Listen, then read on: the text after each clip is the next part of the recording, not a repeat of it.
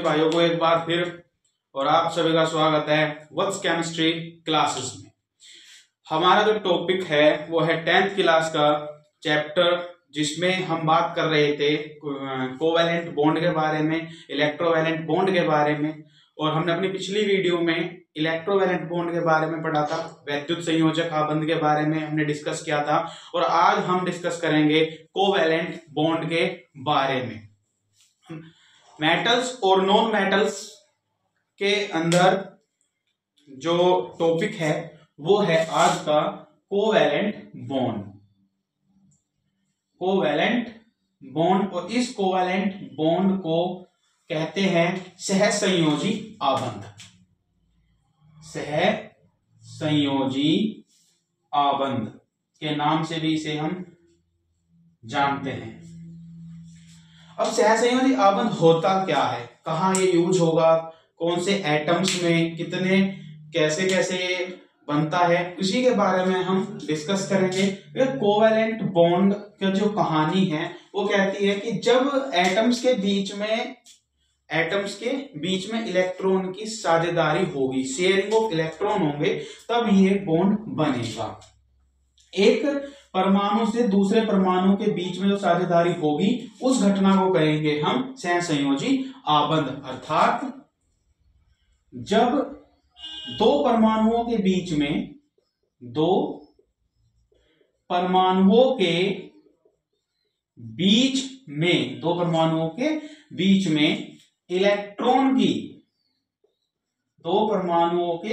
में इलेक्ट्रॉन की साझेदारी होगी, आपस में साझेदारी करेंगे या साझेदारी करते हैं, इलेक्ट्रॉन साझेदारी करते हैं, इलेक्ट्रॉन की साझेदारी होती है, इलेक्ट्रॉन या फिर करते हैं, तब सहसंयोजी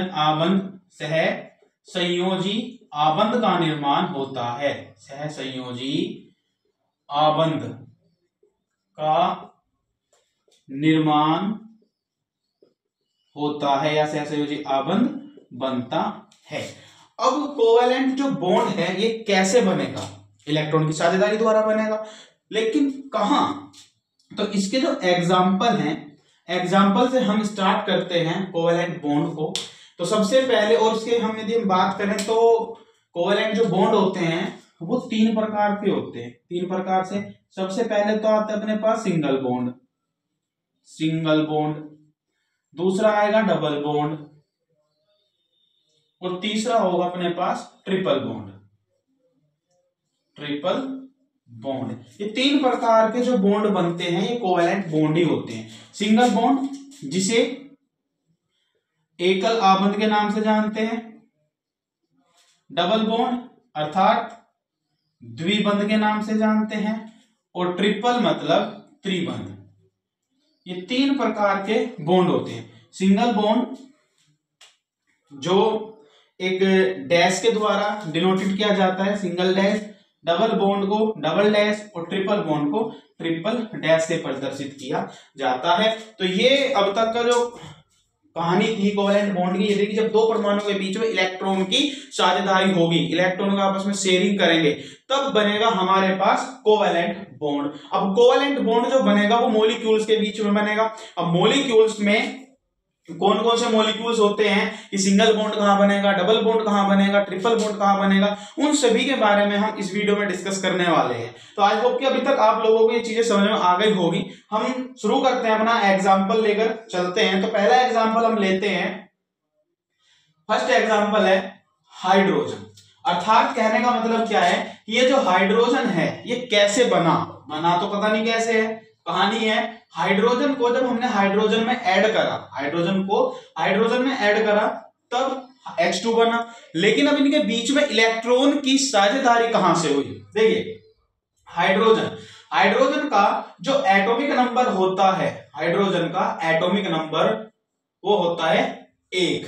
हाइड्रोजन का एटॉमिक नंबर होता है 1। अब ये जो 1 है ये सेल कौन सी में? K, L, M और N। तो इसकी जो पहली जो सेल है K, आउटर मोस्ट सेल में है केवल 1 इलेक्ट्रॉन। आउटर मोस्ट हमारे पास केवल K ही है, तो इसके बाह्यतम कोश में एक ही इलेक्ट्रॉन है, और एक ही इलेक्ट्रॉन जब इस हाइड्रोजन के पास है तो दूसरे वाले हाइड्रोजन के पास भी एक ही इलेक्ट्रॉन होगा। जब हमारे पास एक हाइड्रोजन, जो फर्स्ट हाइड्रोजन है, इसके पास केवल एक इलेक्ट्रॉन है तो दूसरे के पास भी एक ही इलेक्ट्रॉन होगा। जब इन दोनों के पास एक एक इलेक्ट्रॉन है, एक इसके पास है और एक इसके पास है, तब ये आपस में पार्टनरशिप करेंगे, और जो ये पार्टनरशिप होगी यानी कि जो इलेक्ट्रॉन का आदान प्रदान होगा, तब ये इनका निर्माण होगा H2। कहने का मतलब कि एक इलेक्ट्रॉन तो इसके साथ साझेदारी में चला जाएगा और एक इलेक्ट्रॉन इसके साथ साझेदारी में चले जाएगा, और इनके बीच में जो बॉन्ड बना वो बॉन्ड होगा सिंगल बॉन्ड, और ये हमारा कहलाता है सहसंयोजी आबंध। एक इलेक्ट्रॉन इस हाइड्रोजन का है और एक ही इलेक्ट्रॉन इस हाइड्रोजन का, तब ये पूरी घटना कहलाती है हमारी सहसंयोजी आबंध का निर्माण। यानी कि H2 मॉलिक्यूल्स में कैसे सहसंयोजी आबंध का निर्माण होता है।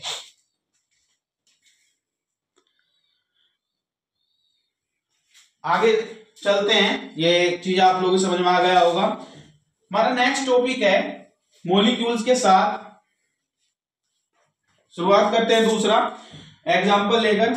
दूसरा एग्जांपल है ऑक्सीजन, यानी कि O2। अब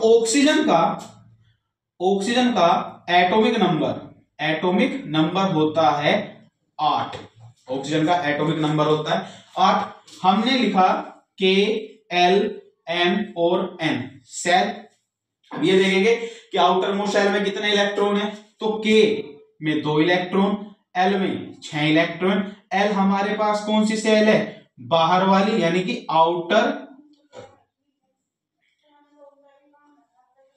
सेल।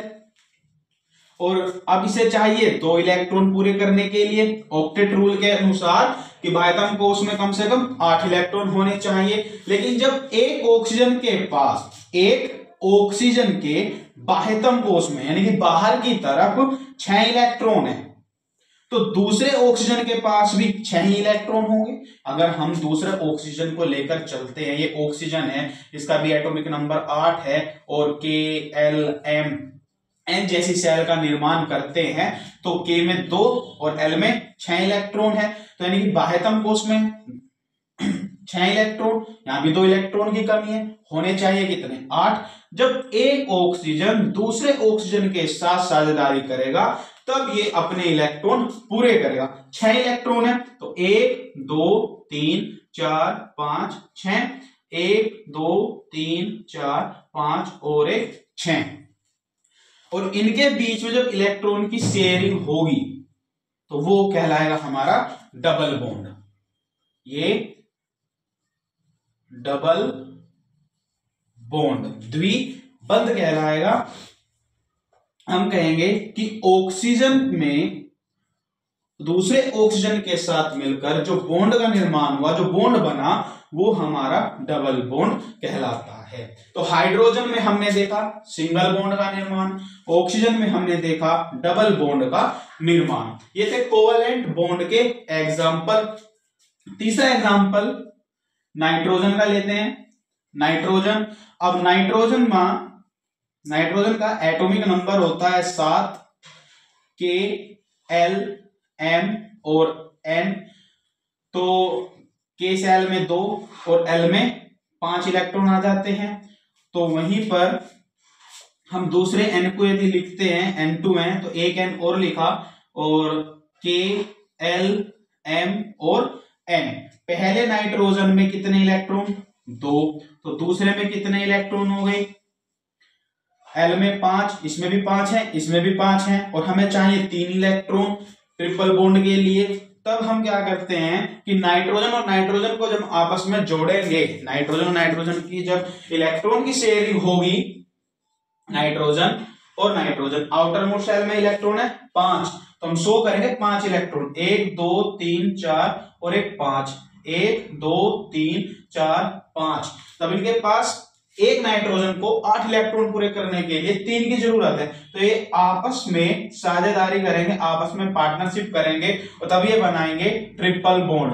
तो formation of triple bond nitrogen के बीच में, तो ट्रिपल बॉन्ड हमारा ये तैयार है। सबसे पहले सिंगल बॉन्ड के बारे में डिस्कस हुआ, फिर हमने डबल बॉन्ड के बारे में पढ़ा और हमने अब पढ़ा ट्रिपल बॉन्ड। तो कोवेलेंट बॉन्ड जब दो परमाणुओं के बीच में इलेक्ट्रॉन की साझेदारी होगी या साझेदारी करते हैं, इलेक्ट्रॉन की शेयरिंग होगी, तब कोवेलेंट बॉन्ड का निर्माण होगा। और कोवेलेंट बॉन्ड होंगे 3 प्रकार के, सिंगल बॉन्ड, डबल बॉन्ड और ट्रिपल बॉन्ड, जहां पर इलेक्ट्रॉन को हम इजीली आइडेंटिफाई कर सकते हैं कि किस परमाणु, किस एटम ने किस दूसरे एटम को कितने इलेक्ट्रॉन दिए हैं। 1 दिया है तो सिंगल बॉन्ड, 2 दिए हैं तो डबल बॉन्ड, 3 है तो ट्रिपल बॉन्ड। तो यहां पर ये जो आप लोगों को दिखाई दे रहे हैं ये कोवेलेंट बॉन्ड के टाइप से सिंगल बॉन्ड, डबल बॉन्ड और ट्रिपल बॉन्ड। तो आज का जो टॉपिक था वो था कोवेलेंट बॉन्ड के बारे में। आई होप कि आप लोगों को ये वीडियो अच्छी लगी होगी, पसंद आई होगी। मिलते हैं नेक्स्ट वीडियो में नए टॉपिक के साथ, तब तक के लिए धन्यवाद। राम राम।